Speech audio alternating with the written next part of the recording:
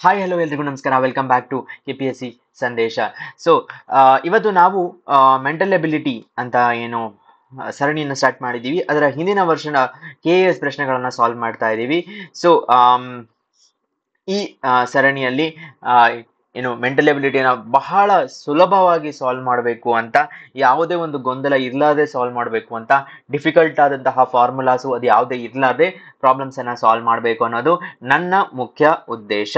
So ನನ್ನ ಹೆಸರು Sandeep Deshpande. So ತಡ ಮಾಡದೆ ಸ್ಟಾರ್ಟ್ ಮಾಡೋಣ ಈ ಸರಣಿಯನ್ನ. ಮೊದಲನೆಯದಾಗಿ ಸೊ KAS 2020ರಲ್ಲಿ ನಡೆದಂತಹ ಪ್ರಶ್ನೆ ಇದು. ವಿಷಯ ಸಂಖ್ಯೆದ 389 ಅಲ್ಲಿ ಬಂದಂತಹ ಪ್ರಶ್ನೆ ಇದು. ಏನು ಅಂತ ಕೇಳಿದರೆ ಶೇಕಡ ಅಂತ ಏನ್ ಹೇಳ್ತೀವಿ, ಪರ್ಸೆಂಟೇಜ್, ಅದರ ರಿಲೇಟೆಡ್ ಆದಂತಹ ಪ್ರಶ್ನೆ. ಏನು, ಒಂದು ಪರೀಕ್ಷೆಯಲ್ಲಿ ಉತ್ತೀರ್ಣರಾಗಲು ಗರಿಷ್ಠ 36% ಅಂಕಗಳನ್ನು ಪಡೆಯಬೇಕು. ಸೊ ಉತ್ತೀರ್ಣ ಆಗ್ಬೇಕು ಅಂದ್ರೆ 36 ಬೇಕು. ಒಬ್ಬ ವಿದ್ಯಾರ್ಥಿಯು 113 ಅಂಕಗಳನ್ನು ಪಡೆದು 85 ಅಂಕಗಳಿಂದ ಅನುತ್ತೀರ್ಣನೆಂದು ಪ್ರಕಟಿಸಲ್ಪಟ್ಟಿದೆ ಅಂತ ಹೇಳ್ತಾ ಇದ್ದಾರೆ. ಸೊ 113 ಅಂಕಗಳನ್ನ ಪಡೆದು 85 ಅಂಕಗಳಿಂದ ಇವರು ಅನುತ್ತೀರ್ಣರಾಗಿದ್ದಾರೆ, ನಾಪಾಸ್ ಆಗಿದ್ದಾರೆ ಅಂತ. ಸೊ ಇಲ್ಲಿ ಈ ಪಾಸಿಂಗ್ ಮಾರ್ಕ್ ಇಷ್ಟಿದ್ರೆ, ಪಾಸಿಂಗ್ ಮಾರ್ಕಿನ ಬೆಂಚ್ ಮಾರ್ಕ್ ಇಷ್ಟಿದೆ ಅಂತ ಇಟ್ಕೊಳ್ಳಿ. ಆ ಸ್ಟೂಡೆಂಟಿಗೆ ಬಂದಿರೋದು 113 ಮಾರ್ಕು. ಸೊ ಇಲ್ಲಿಂದ 0 ಇಂದ 113 ಮಾರ್ಕ್ಗಳು ಬಂದಿದೆ. 113 ಮಾರ್ಕ್ಗಳಿಂದ ಇನ್ನು ಎಷ್ಟು ದೂರ ಇದ್ದಾರೆ ಅಂತ ಕೇಳಿದರೆ 85 ಅಂಕಗಳಷ್ಟು ದೂರ ಇದ್ದಾರೆ. ಸೊ ಇದೆರಡನ್ನು ನಾವು ಆಡ್ ಮಾಡಿದಾಗ 5 3 8 8 9 8 1 9 198 ಆಯ್ತು. ನಮಗೆ ಒಂದು ವಿಷಯ ಗೊತ್ತಾಯ್ತು, ಏನು ಅಂದ್ರೆ 198 ಏನಿದೆ ಇದು ಪಾಸ್ ಆಗೋಕೆ ಬೇಕಾಗುವ ಅಂಕಗಳು ಅಂತ ಗೊತ್ತಾಗ್ತಾ ಇದೆ. ಸೊ ಈ 198 36% 198 ಆದರೆ ಅಂದ್ರೆ 36% ಪಡೆದರೂ ಅಥವಾ 198 ಅಂಕಗಳು ಪಡೆದರೂ ಪಾಸ್ ಅನ್ನೋದು ನಮ್ಗೆ ಗೊತ್ತಾಗ್ತಾ ಇದೆ. ಸೊ ಹಾಗಿದ್ದಾಗ ನಮಗೆ ಇನ್ನೊಂದು ವಿಷಯ ಏನ್ ಗೊತ್ತಾಗ್ಬೇಕು ಅಂದ್ರೆ, ಟೋಟಲ್ ಗರಿಷ್ಠ ಅಂಕಗಳು ಎಷ್ಟು ಅಂದ್ರೆ 100% ಅಂಕ ಎಷ್ಟು, ಅಷ್ಟೇ ನಮ್ಗೆ ಬೇಕಾಗಿರೋದು. ಸೊ ನಮ್ಗೆ ಮುಖ್ಯವಾದ ಉದ್ದೇಶ ಏನು ಅಂದ್ರೆ 36% ಯಾವಾಗ ಪಾಸ್ ಮಾರ್ಕ್ಸ್ ಅಂತ ಗೊತ್ತಾಗಿದೆಯೋ 100% ಎಷ್ಟು ಅಂತ ಕೇಳಿದಾಗ ನಾವು ಕ್ರಾಸ್ ಮಲ್ಟಿಪ್ಲಿಕೇಶನ್ ಅನ್ನ ಮಾಡಬೇಕು. So 100 into 198 divided by 36. So ಈಗ ನಮ್ಗೆ ಒಂದು ಸಮಸ್ಯೆ ಏನು ಅಂದ್ರೆ ಇಷ್ಟು ದೊಡ್ಡ ಕ್ಯಾಲ್ಕುಲೇಷನ್ ಅನ್ನ ಮಾಡಬೇಕು ಅಂತ. ಸೊ ಯಾವಾಗ್ಲೇ ಆದ್ರೂ ಈ ತರದ ಕ್ಯಾಲ್ಕುಲೇಷನ್ಗಳು ಬಂದಾಗ ಒಂದು ಮಗ್ಗಿ ಸ್ಪಷ್ಟವಾಗಿ ನಮ್ಗೆ ನೆನಪಿನಲ್ಲಿದ್ರೆ, ಆ ಮಗ್ಗಿಯನ್ನ ನಾವು ಪ್ರತಿದಿನ ಪ್ರಾಕ್ಟೀಸ್ ಮಾಡ್ತಾ ಇದ್ರೆ ಆಗ ನಮ್ಗೆ ಗೊತ್ತಾಗತ್ತೆ ಏನು ಅಂದ್ರೆ ಇದು 18ರ ಮಗ್ಗಿಯಲ್ಲಿ 2 ಹೋಗುತ್ತೆ ಅಂತ. ಸೊ 18 ಒಂದ್ಲೆ 18, 18 ಒಂದ್ಲೆ 18, 18 ಎರಡಲೆ 36 ಅಂತ ಗೊತ್ತಾಗ್ತಾ ಇದೆ. ಆದರೆ ಉದಾಹರಣೆಗೆ ಇದು 18ರಲ್ಲಿ ಹೋಗುತ್ತೆ ಅಂತ ನಮಗ್ ಗೊತ್ತಾಗ್ಲಿಲ್ಲ ಒಂದ್ ಪಕ್ಷ ಅಂತಂದ್ರೆ ಆಗ 4ರಲ್ಲಿ ಫಸ್ಟ್ ಮಾಡಬೇಕು. ಸೊ ಇದು 18ರಲ್ಲಿ ನಾವು ಫಸ್ಟ್ ಕ್ಯಾಲ್ಕುಲೇಷನ್ ಅನ್ನ ಕಂಪ್ಲೀಟ್ ಮಾಡೋಣ. 2 ಉಳಿತು, 2 ಒಂದ್ಲೆ 2, 2 ಐದ್ಲೆ 10, 50 ಉಳಿತು ಇಲ್ಲಿ. ಸೊ ನಮ್ಗೆ 11 ಇಂಟು 5 550 ಮಾರ್ಕುಗಳು ಗರಿಷ್ಠ ಅಂಕಗಳು. ಸೊ ನಮ್ಮ ಆಪ್ಷನ್ ಬಿ ಏನಿದೆ ಅದು ಸರಿಯಾದಂತಹ ಉತ್ತರ. ಈಗ ಒಂದು ವೇಳೆ 18ರ ಮಗ್ಗಿ ಬರಲಿಲ್ಲ ಅಂತ ಅಂದರೆ ಆಗ 4ರಿಂದ ಸ್ಟಾರ್ಟ್ ಮಾಡಬೇಕು. ಯಾಕಂದ್ರೆ 36 ಕೂಡ 4ರಿಂದ ಹೋಗುತ್ತೆ. 4 9 36, 4 ಸೊ 4 ಇಂದ ಇದನ್ನ ತಗೊಂಡಾಗ 3 4 4 4 16. ಸೊ ಅದಾದ್ಮೇಲೆ 16 ಉಳಿದ್ಮೇಲೆ 38 ಆಗತ್ತೆ. 4 1 4, 4 9 36. ಇಲ್ಲ, 2 ಅಲ್ಲಿ ಹೋಗುತ್ತೆ. ಸಾರಿ, ಫಸ್ಟ್ 2 ಅಲ್ಲಿ ಹೋಗುತ್ತೆ ಯಾಕಂದ್ರೆ 98 ಇದೆ. 98 4 ಅಲ್ಲಿ ಹೋಗಲ್ಲ ಅಲ್ವಾ, ನನ್ನಿಂದ ತಪ್ಪಾಯ್ತು. ಸೊ 2 ಅಲ್ಲಿ ಹೋಗುತ್ತೆ. 2 18 ಇಂದ ಸ್ಟಾರ್ಟ್ ಆಗುತ್ತೆ. 2 18s 36, ಅದಾದ ಮೇಲೆ 2 9s 18, 2 9s 18, 99 ಉಳಿತು. ಸೊ 9 ಇಂದ ಹೋಗುತ್ತೆ, ಆಮೇಲೆ 9 2s 18, 9 11s ಅಂತ. ಸೊ ಹೀಗೆ ನಾವು ಸಾಲ್ವ್ ಮಾಡ್ತಾ ಹೋಗಬಹುದು. ಆಪ್ಷನ್ ಬಿ 550 ಅನ್ನೋದು ಸರಿಯಾದಂತಹ ಉತ್ತರ. ಇನ್ನು ಬೇರೆ ಮೆಥಡ್ ಇದೆಯಾ ಅದನ್ನ ಸಾಲ್ವ್ ಮಾಡೋದಕ್ಕೆ ಅಂತ ಕೇಳಿದರೆ ಇದೆ. ಹೆಂಗೆ ಅಂತಾನು ಕೇಳಬಹುದು ನೀವು. ನಮ್ಗೆ ಒಂದು ವಿಷಯ ಗೊತ್ತಾಗಿದೆ, ಏನು ಅಂದ್ರೆ 198 ಅಂತ ನಮ್ಗೆ ಗೊತ್ತಾಗಿದೆ. 36% ಪಾಸ್ ಪರ್ಸೆಂಟು ಅಂತಾನೂ ಗೊತ್ತಾಗಿದೆ. ಈಗ ಈ 4 ಆಪ್ಷನ್ ಅಲ್ಲೇ ನಮ್ಗೆ ಆನ್ಸರ್ ಇರಬೇಕು ಅಲ್ವಾ? ಸೊ ಈ 4 ಆಪ್ಷನ್ ಅಲ್ಲಿ ಯಾವ್ದಾದ್ರು ಒಂದು ಆನ್ಸರ್ ಇರಬೇಕು. ಹೇಗ್ ಗೊತ್ತಾಗತ್ತೆ ಅದು ಅಂತ ಕೇಳಿದರೆ, ಇದನ್ನ ಫಸ್ಟ್ 36, ಇದರ 36/100% ಎಷ್ಟು ಅಂತ ನೋಡ್ಕೋಬೇಕು. ಓಕೆ, ಸೊ ನೀವು ಇಲ್ಲೇ ನೋಡ್ಬೋದು 0 0 ಕ್ಯಾನ್ಸಲ್ ಆಯ್ತು. 7 5 6 30. Okay, 5 3s 15 plus 1 90, 190. ಬಟ್ ನಮಗೆ ಬೇಕಾಗಿರೋದು 198. ಸೊ ಆಪ್ಷನ್ 1 ಅಲ್ಲ. ನೆಕ್ಸ್ಟ್ 555 ಬರೋಣ. 550 ಇಂಟು 36/10. ಸೊ ಈ 0 ಕ್ಯಾನ್ಸಲ್ ಆಯ್ತು. 5 6 30 ಆಯ್ತು. ಓಕೆ, ಸೊ 6 5s 30 plus 3 33 ಆಯ್ತು. ಓಕೆ, ದೆನ್ ಪ್ಲಸ್ ಬರ್ಕೊಳ್ಳೋಣ. 3 3 5 15 plus 1 16. Okay, 0 8 9 1. So 198. 0 divided by 100 ಅಂತ ಮಾಡ್ಕೊಂಡ, ಡಿವೈಡೆಡ್ ಬೈ 10 ಇತ್ತು. 10 0 0 ಕ್ಯಾನ್ಸಲ್. ನಮ್ಗೆ ಇದೆರಡು ಸರಿಯಾಗಿದೆ. ಸೊ ನಾವು ಕ್ರಾಸ್ ವೆರಿಫಿಕೇಶನ್ ಅನ್ನು ಮಾಡ್ಕೋಬಹುದು, ಈ ತರಾನು ಸಾಲ್ವ್ ಮಾಡಬಹುದು. ದೆನ್ ರೈಲು ರಿಲೇಟೆಡ್ ಆದಂತಹ ಪ್ರಶ್ನೆ. ಬಹಳಷ್ಟು ಜನ ರೈಲು ರಿಲೇಟೆಡ್ ಆದಂತಹ ಪ್ರಶ್ನೆ ಏನು ಕಷ್ಟವಾಗಿರುತ್ತೆ ಅಂತ ಅನ್ಕೊಂತಾರೆ. ಬಟ್ ಆ ತರ ಇಲ್ಲ. ಒಂದ್ಸರಿ ನಮ್ಗೆ ಗೊತ್ತಾಗ್ಬಿಟ್ರೆ ಹೇಗೆ ಸಾಲ್ವ್ ಮಾಡೋದು ಅಂತ ಬಹಳ ಸುಲಭ ಆಗತ್ತೆ. ಹೇಗೆ ಅಂತ ಕೇಳಿದರೆ, ವಿರುದ್ಧ ದಿಕ್ಕಿನಲ್ಲಿ ಚಲಿಸುವ 2 ರೈಲುಗಳು ಪ್ಲಾಟ್ಫಾರಂ ಮೇಲೆ ನಿಂತಿರುವ ಒಬ್ಬ ವ್ಯಕ್ತಿಯನ್ನು 27 ಸೆಕೆಂಡ್ಗಳು ಮತ್ತು 17 ಸೆಕೆಂಡುಗಳಲ್ಲಿ ಅನುಕ್ರಮವಾಗಿ ಅಡ್ಡ ಹಾಯುತ್ತವೆ ಮತ್ತು ಆ ರೈಲುಗಳೇ ಒಂದಕ್ಕೊಂದು 23 ಸೆಕೆಂಡುಗಳಲ್ಲಿ ಅಡ್ಡ ಹಾಯುತ್ತವೆ. ಅವುಗಳ ವೇಗದ ಅನುಪಾತವು ಎಷ್ಟು? ಸೊ ಇದು ರೈಲು ಪ್ಲಸ್ ಅನುಪಾತ. ಸೊ ಅನುಪಾತ ಸಮಾನುಪಾತ ಅಂತ ನಾವೇನ್ ಹೇಳ್ತೀವಿ, ಅದರ ರಿಲೇಟೆಡ್ ಆದಂತಹ ಪ್ರಶ್ನೆ.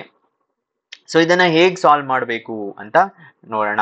ಮೊದಲನೆಯದಾಗಿ ಒಂದರ ಸ್ಪೀಡ್, ಒಂದು ಟ್ರೈನಿನ ಸ್ಪೀಡ್ ಅನ್ನ v1, ಮೊದಲನೆಯ ಟ್ರೈನಿನ ಸ್ಪೀಡ್ ನ v1 ಅಂತ ಬರ್ಕೊಳ್ಳೋಣ. ಅದರ ಲೆಂತ್ ಅನ್ನ L1 ಅಂತ ಬರ್ಕೊಳ್ಳೋಣ.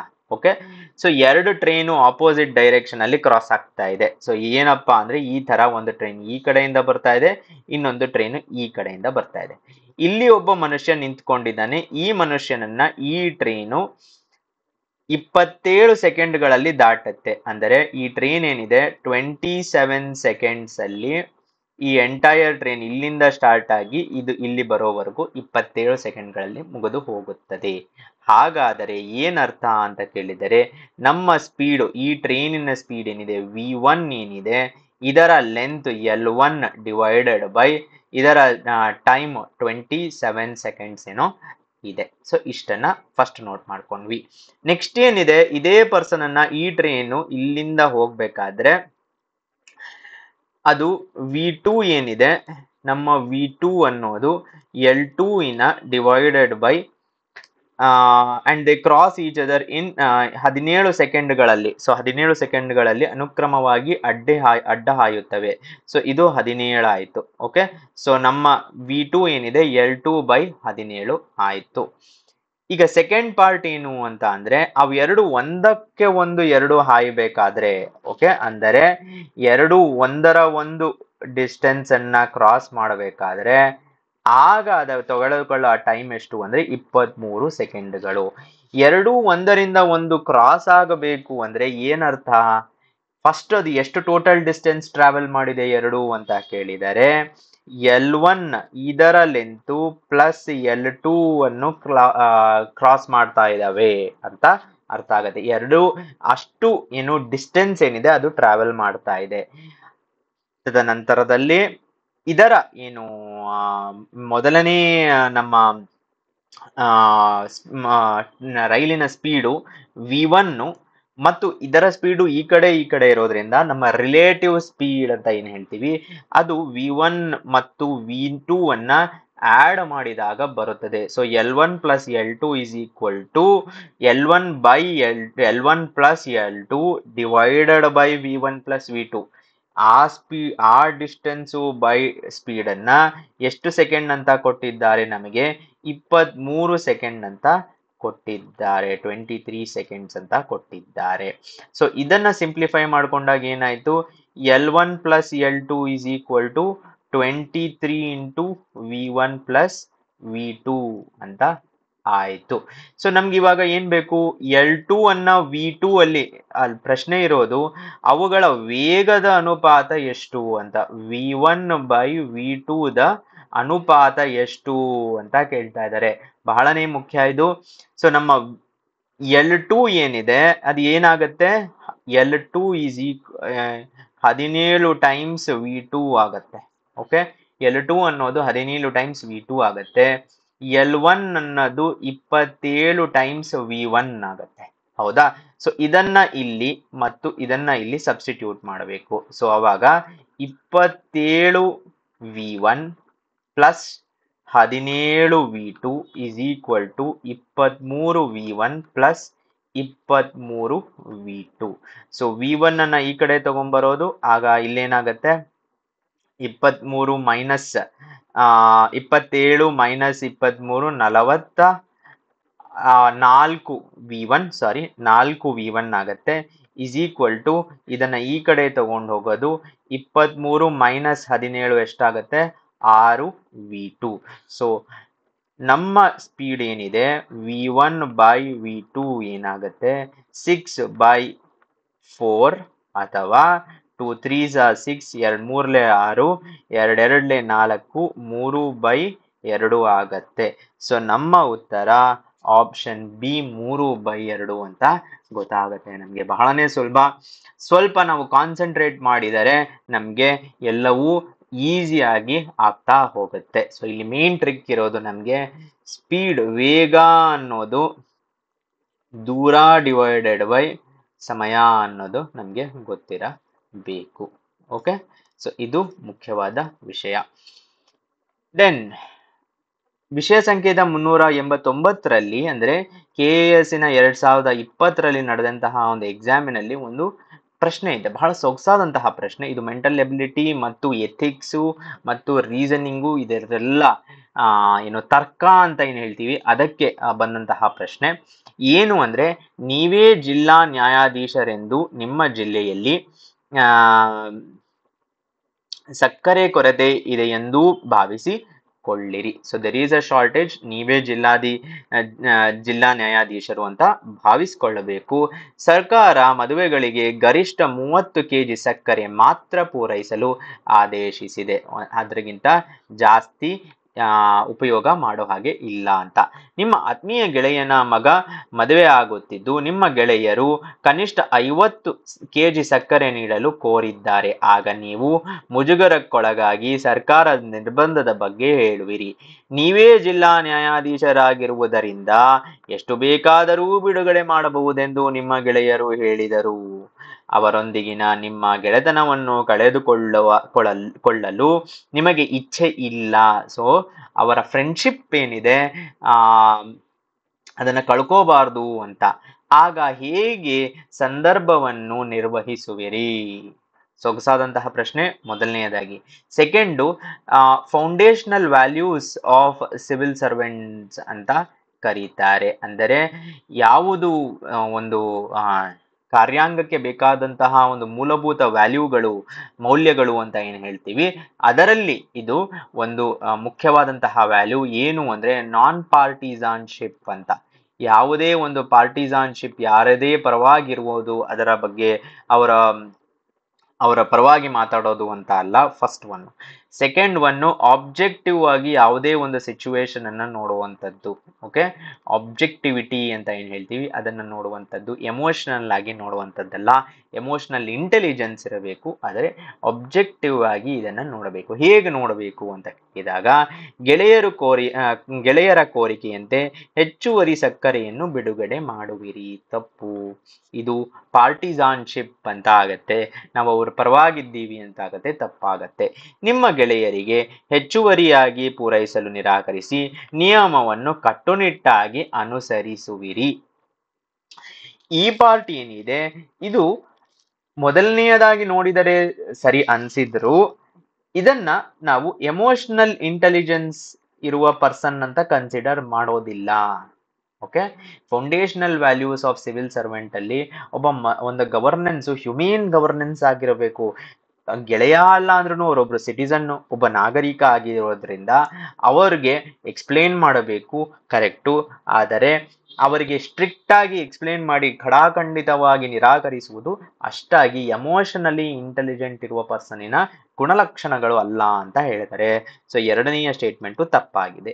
ಮೂರನೆಯದು, ನಿಮ್ಮ ಗೆಳೆಯರಿಗೆ ಸರ್ಕಾರದ ಸೂಚನೆಯ ಪ್ರತಿಯನ್ನು ತೋರಿಸಿ ಅವರಿಗೆ ನಿಯಮ ಗಳಲ್ಲಿರುವಂತೆ ಕಡಿಮೆ ಪ್ರಮಾಣವನ್ನು ಒಪ್ಪಲು ಮನವೊಲಿಸುವಿರಿ ಅಂತ ಹೇಳ್ತಾ ಇದ್ದಾರೆ. ಅಂದರೆ ಇದನ್ನ ನಾವು ಏನ್ ಹೇಳ್ತೀವಿ, ಆ ಪರ್ಸನ್ ಅನ್ನ ಕನ್ವಿನ್ಸ್ ಮಾಡೋದು. So persuade him to accept the lower amount as prescribed, persuasion ಅಂತ ಕರೀತಾರೆ. ಸೊ ಇದು ಒಂದು foundational value of civil servant, ಒಂದು ಮೂಲಭೂತ ಮೌಲ್ಯ. ಯಾರದ್ದು ಅಂದ್ರೆ ಕಾರ್ಯಾಂಗದಲ್ಲಿರುವ ಯಾರದೇ ಒಬ್ಬರದ್ದು ಮೂಲಭೂತ ಮೌಲ್ಯವಾಗಿದೆ. ಸೊ ಈ ಪರ್ಸುವೇಷನ್ ನಲ್ಲಿ ಒಂದು ವಿಷಯ ಹೇಳ್ತೀವಿ, ಏನು ಅಂತ ಕೇಳಿದರೆ, ಅರಿಸ್ಟಾಟಲ್ ಅವರು ಪರ್ಸುವೇಷನ್ ಅನ್ನ ಹೇಗೆ ಮಾಡಬೇಕು ಅಂತ ಹೇಳ್ತಾರೆ. ಅರಿಸ್ಟಾಟಲ್ಸ್ ಥಿಯರಿ ಆಫ್ ಪರ್ಸುವೇಷನ್ ನಲ್ಲಿ ಒಂದು ಈಥೋಸ್, ಲೋಗೋಸ್ ಮತ್ತು ಪ್ಯಾಥೋಸ್ ಅಂತ ಕರೀತಾರೆ. ಓಕೆ, ಸೊ ಈಥೋಸ್ ಅಂದ್ರೆ ಆ ಪರ್ಸನಿನ ethos, ethology of the person, ethics of the person touch ಮಾಡಿ ಅಂತ. ಓಕೆ, ಲೋಗೋಸ್ ಅಂತ ಹೇಳಿದಾಗ ಅವರಿಗೆ ಲಾಜಿಕಲಿ ಎಕ್ಸ್ಪ್ಲೇನ್ ಮಾಡಿ. ನಿಮ್ಮೊಬ್ಬರಿಗೆ ಮಾಡಿದರೆ ಬೇರೆಯವರು ಕೇಳುತ್ತಾರೆ, ಆಹಾ. ಮತ್ತು ಇದು ಯಾವುದೇ ಒಂದು ಬೇಸಿಕ್ ನೆಸೆಸಿಟಿ ಅಲ್ಲ, ಸಮಾರಂಭವಾದ್ದರಿಂದ ಬೇರೆಯವರಿಗೆ ಕೊರತೆ ಇರೋದನ್ನು ನಾವು ಗಮನದಲ್ಲಿ ಇಟ್ಕೋಬೇಕು ಅಂತ ಲಾಜಿಕಲ್ ಆಗಿ ಎಕ್ಸ್ಪ್ಲೇನ್ ಮಾಡಬೇಕು.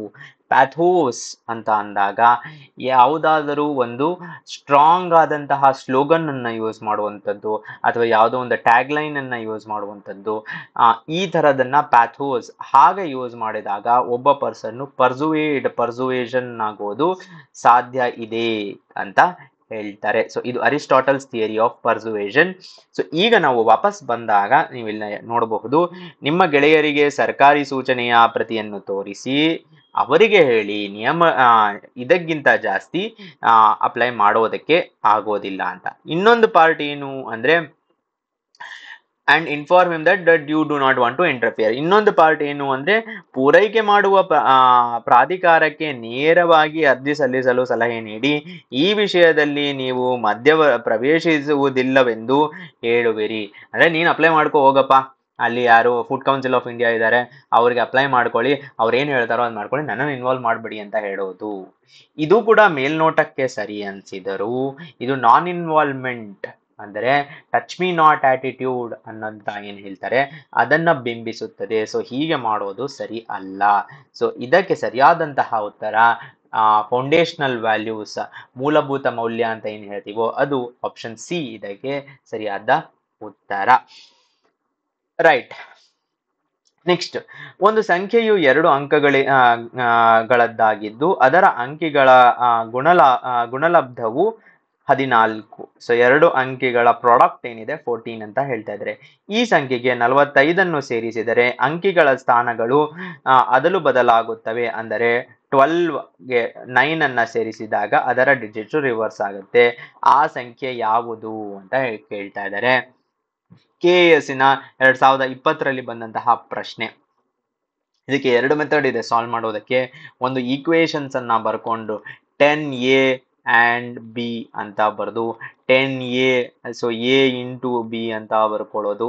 ಈ ಥರ ಒಂದು ಕಾಂಪ್ಲಿಕೇಟೆಡ್ ಮೆಥಡ್ ಇದೆ. ಆದರೆ ನಾನು ಸುಲಭವಾದ ಮೆಥಡ್ ಹೇಳ್ತೀನಿ. ಆನ್ಸರು ಈ 4 ಆಪ್ಷನಲ್ಲೇ ಯಾವುದೋ ಒಂದು ಇರಬೇಕು. ಹೌದಾ?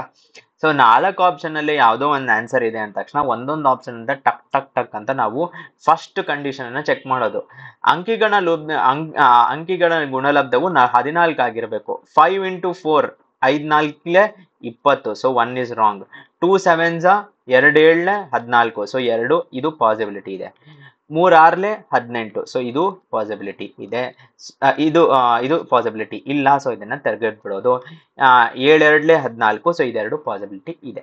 ಸೊ ಇವಾಗ ನಮ್ಮ ಇದೆರಡರಲ್ಲೇ ಯಾವುದೋ ಒಂದು ಸರಿಯಾಗಿ ಇರಬೇಕು ಅನ್ನೋದು ಗೊತ್ತಾಗ್ತಾ ಇದೆ. ಈಗ ಸೆಕೆಂಡ್ ಕಂಡೀಷನ್ಗೆ ಬರೋಣ. ಈ ಸಂಖ್ಯೆಗೆ 45 ಆಡ್ ಮಾಡಬೇಕು. ಸೊ 27 ಇದೆ, 27ಕ್ಕೆ 45 ಆಡ್ ಮಾಡಿದಾಗ 4 2 4 2 6 6 7 72, ಸೊ 22 72 ಸರಿಯಾಗಿದೆ. Option B is right answer. ಯಾವಾಗ ನಾವು ಎಕ್ಸಾಮಿನ ಎಂಡ್ ಸ್ಟೇಜಸ್ ಅಲ್ಲಿ ಬಂದಿರ್ತೀವೋ, ಕಡಿಮೆ ಸಮಯದಲ್ಲಿ ಇರುತ್ತೋ, ಈ ತರದ ಪ್ರಶ್ನೆಗಳನ್ನ ನೋಡಿದಾಗ ಆಪ್ಷನ್ ನಲ್ಲಿ ಯಾವುದೋ ಒಂದು ಆನ್ಸರ್ ಇರಬೇಕು. ಇದನ್ನ ಕಾಂಪ್ಲಿಕೇಟೆಡ್ ಆಗಿಯೂ ಸಾಲ್ವ್ ಮಾಡಬಹುದು.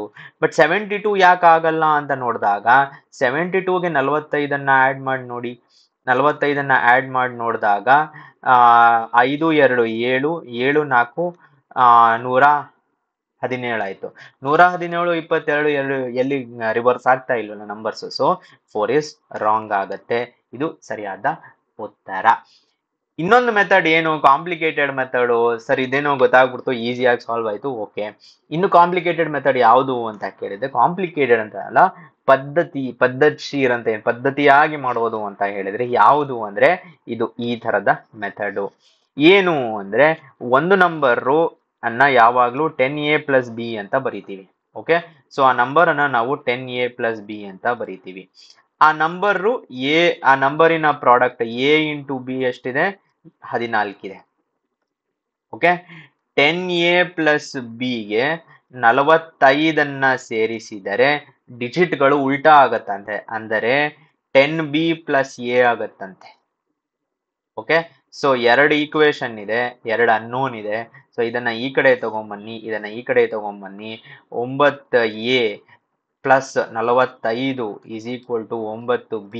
ಓಕೆ, ನಮ್ಗೇನ್ ಗೊತ್ತಿದೆ ಅಂದ್ರೆ 9 9 5ರಲ್ಲಿ ಹೋಗುತ್ತೆ. ಸೊ a + 5 = b ಅನ್ನೋದು ಗೊತ್ತಿದೆ ನಮಗೆ. ಓಕೆ, ಸೊ ಈಗ b = 14 / a ಆಯ್ತು. ಹೌದಾ?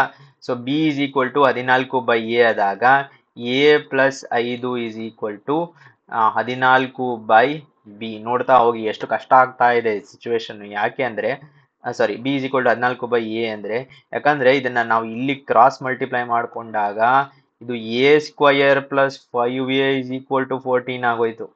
ಸ್ಕ್ವಯರ್ ಬಂತು. ಇವಾಗ ನಾವು ಇದನ್ನ ಕ್ವಾಡ್ರಾಟಿಕ್ ಇಕ್ವೇಶನ್ ಸಾಲ್ವ್ ಮಾಡಬೇಕು. ಸೊ ಇದನ್ನ ಇಲ್ಲಿ ತಗೊಂಡ್ಬರ್ತೀನಿ ನಾನು. a² + 5a - 14 = 0 ಆಯ್ತು. ಇದರ ನಾವು ಸ್ಪ್ಲಿಟ್ ಅನ್ನ ಮಾಡಿದಾಗ a² + 9a - 4a - 14 = 0. Sorry, 7a - 2a - 14 = 0. So a into a + 7 - 2 into a + 7 = 0. a - 2 a + 7 0 ಆಯ್ತು. a = 2 ಅಥವಾ a = -7. a = -7 ಪಾಸಿಬಲ್ ಇಲ್ಲ, ಯಾಕಂದ್ರೆ ನಮ್ಗೆ ಬೇಕಾಗಿರೋದು ಒಂದು ಡಿಜಿಟ್ ನಂಬರ್. ಸೊ a 2 ಆಯ್ತು. a 2 ಆಗಿ b ಎಷ್ಟಾಗಬೇಕಾಗ a 14/2, ಸೊ 7 ಆಯ್ತು. ಓಕೆ, ಸೊ ನಮ್ಮ ನಂಬರ್ ಏನು a ಅಂಡ್ b ಇದೆ 27 ಆಯ್ತು. ಇದು ಸರಿಯಾದಂತಹ ಪದ್ಧತಿಯಾಗಿ ಮಾಡುವಂತಹ ಪ್ರೊಸೀಜರು. ಆದರೆ ಫಸ್ಟ್ ಮೆಥಡ್ ಏನಿದೆ ಅದು ಕ್ವಿಕ್ ಆಗಿ ನಮಗೆ ಆನ್ಸರ್ ಅನ್ನ ಕೊಟ್ಟು ಬಿಡುತ್ತೆ. ದೆನ್ ಒಂದು ನಮ್ಗೆ ಏನಂತಾರೆ, ಸೀಟಿಂಗ್ ಅರೇಂಜ್ಮೆಂಟ್ ಟೈಪ್ ಆರ್ಡರ್ ಪ್ರಶ್ನೆ.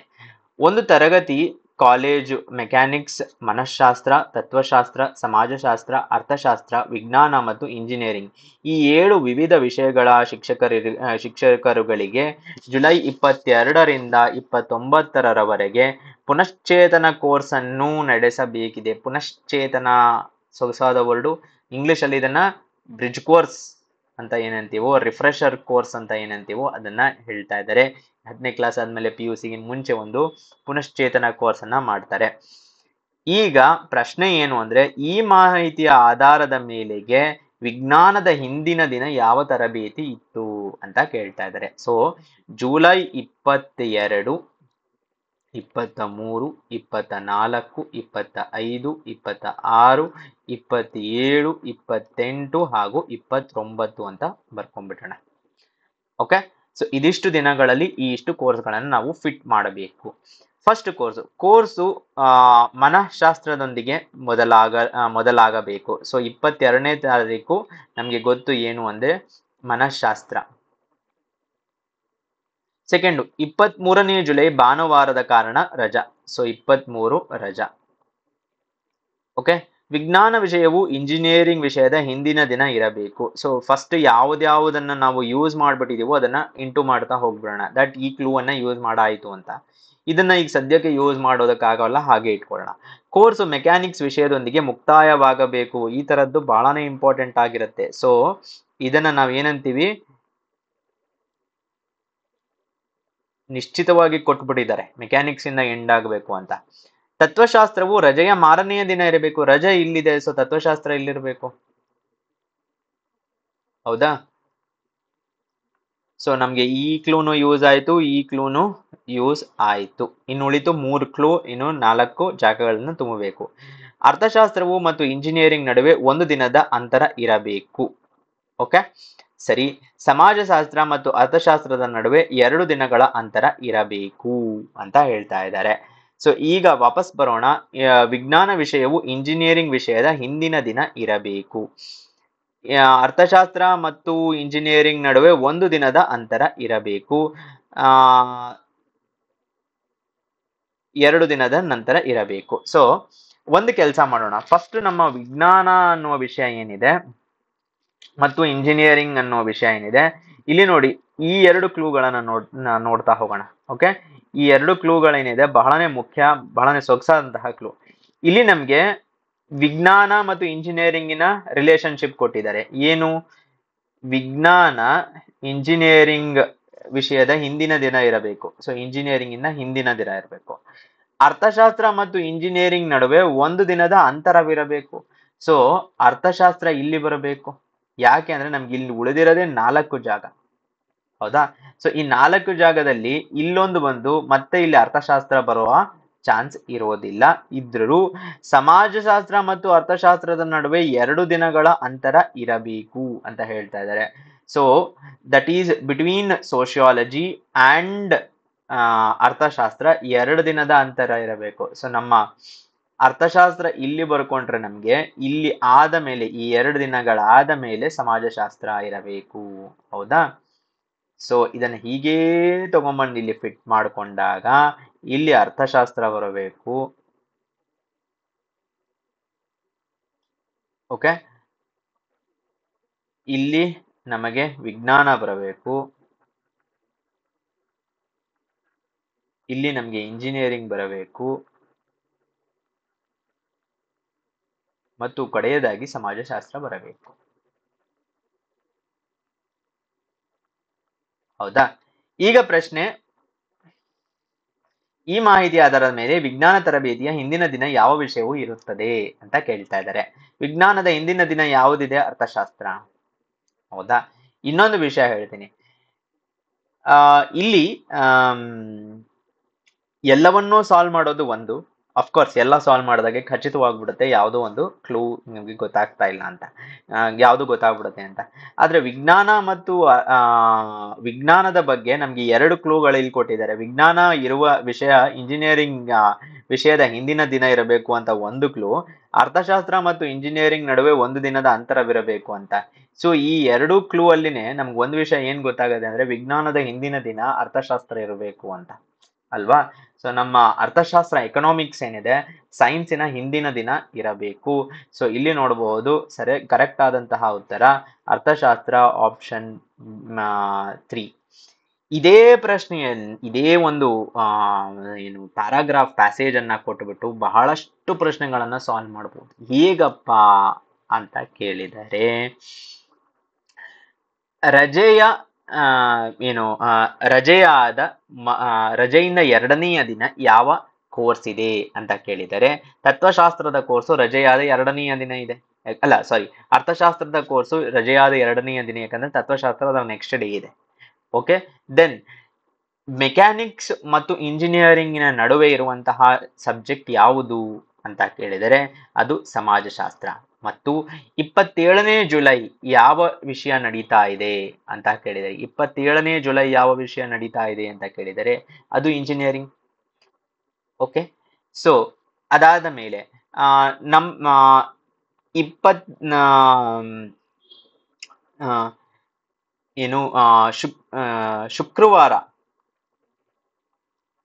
ಶುಕ್ರವಾರ ಯಾವ ದಿನಾಂಕ ಮತ್ತು ಯಾವ ಸಬ್ಜೆಕ್ಟ್ ಯಾವ ತರಬೇತಿ ನಡೆಯುತ್ತೆ ಅಂತ ಕೇಳಿದರೆ, ಸೊ ನಮ್ಗೆ ಇಲ್ಲಿ ಗೊತ್ತು ಇದು ಭಾನುವಾರ ಅಂತ. ಸೊ ಇದು ಭಾನುವಾರ, ಇದು ಸೋಮವಾರ, ಮಂಗಳವಾರ, ಬುಧವಾರ, ಗುರುವಾರ, ಇದು ಶುಕ್ರವಾರ. ಸೊ ಶುಕ್ರವಾರ ನಮ್ಗೇನ್ ಗೊತ್ತು ಅಂದ್ರೆ ದಿನಾಂಕ 28 ಮತ್ತು ಸಮಾಜಶಾಸ್ತ್ರ. ಸೊ ಒಂದ್ಸತೆ ನಾವು ಈ ಮ್ಯಾಪ್ ಅನ್ನ ಬಿಡಿಸ್ಕೊಂಡ್ಬಿಟ್ರೆ ಅದಾದ್ಮೇಲೆ ಎಲ್ಲವೂ ಸುಲಭವೇ, ಎಲ್ಲಾನು ಆನ್ಸರ್ ಮಾಡ್ತಾ ಹೋಗ್ತಾ ಇರಬಹುದು, ಒಂದಾದ್ಮೇಲೆ ಒಂದು ಬರ್ತಾ ಇರುತ್ತೆ. ಎಷ್ಟು ಪ್ರಶ್ನೆ ಕೇಳಿದ್ರು ಒಂದ್ಸತೆ ನಮ್ಗೆ ಮ್ಯಾಪ್ ಶುವರ್ ಆಗ್ಬಿಟ್ರೆ ಆಯ್ತು. ಸೊ ಉದಾಹರಣೆಗೆ ಬುಧವಾರ ಯಾವ ತರಬೇತಿ ಇದೆ ಅಂತ ಕೇಳಿದರೆ ನಮ್ಗೇನ್ ಗೊತ್ತು, ಇಲ್ಲಿ ಭಾನುವಾರ, ಸೋಮವಾರ, ಮಂಗಳವಾರ, ಬುಧವಾರ, ವಿಜ್ಞಾನ ಇದೆ ಬುಧವಾರ, ಹೌದಾ? ಸೊ ನಮ್ಗೆ ಎಲ್ಲ ಕನ್ಫ್ಯೂಷನ್ನು ಇಲ್ಲಿ ಕ್ಲಿಯರ್ ಆಗ್ಬಿಡುತ್ತೆ. ಅದೇ ಇನ್ನೊಂದು ವಿಷಯ ಹೇಳ್ತೀನಿ, ಶನಿವಾರ ಯಾವ ಕ್ಲಾಸ್ ಇದೆ, ಶನಿವಾರ ಯಾವ ತರಬೇತಿ ಇದೆ ಅಂತ ಕೇಳಿದರು ಅಂತ ಇಟ್ಕೊಳ್ಳಿ. ಆಗ ಎರಡೂ ಆನ್ಸರ್ಗಳು ಸರಿಯಾಗತ್ತೆ. ಶನಿವಾರಕ್ಕೆ ಮನಃಶಾಸ್ತ್ರ ಅನ್ನುವ ಕ್ಲಾಸು ಸರಿಯಾಗತ್ತೆ, ಯಾಕಂದ್ರೆ ಇದು ಭಾನುವಾರ ಆದ್ರೆ ಇದು ಶನಿವಾರ ಆಗತ್ತೆ. ಸೊ ಭಾನುವಾರ, ಸೋಮವಾರ, ಮಂಗಳವಾರ, ಬುಧವಾರ, ಗುರುವಾರ, ಶುಕ್ರವಾರ ಮತ್ತೆ ಶನಿವಾರ ಆಯ್ತು. ಸೊ ಶನಿವಾರ ಇಲ್ಲೂ ಸರಿಯಾಗಿದೆ, ಇಲ್ಲೂ ಸರಿ ಆಗತ್ತೆ. ಸೊ ಎರಡೂ ಕಡೆ ಶನಿವಾರ ಇರೋದ್ರಿಂದ ಮನಃಶಾಸ್ತ್ರನಾದ್ರೂ ಆಗಿರ್ಬೋದು, ಮೆಕ್ಯಾನಿಕ್ಸ್ ಆದ್ರೂ ಆಗಿರಬಹುದು. ಇದರೊಂದಿಗೆ ಈ ಕ್ಲಾಸಿನ ಮೆಂಟಲ್ ಅಬಿಲಿಟೀಸ್ KS ಹಿಂದಿನ ವರ್ಷದ ಪ್ರಶ್ನೆಗಳನ್ನ ಸಾಲ್ವ್ ಮಾಡಿದೀವಿ. ಮುಂದಿನ ಕ್ಲಾಸಿನಲ್ಲಿ ಮತ್ತೆ ಸಿಗೋಣ. ನಿಮ್ಮ ಸಪೋರ್ಟ್ ಹೀಗೆ ಇರಲಿ. ಧನ್ಯವಾದಗಳು.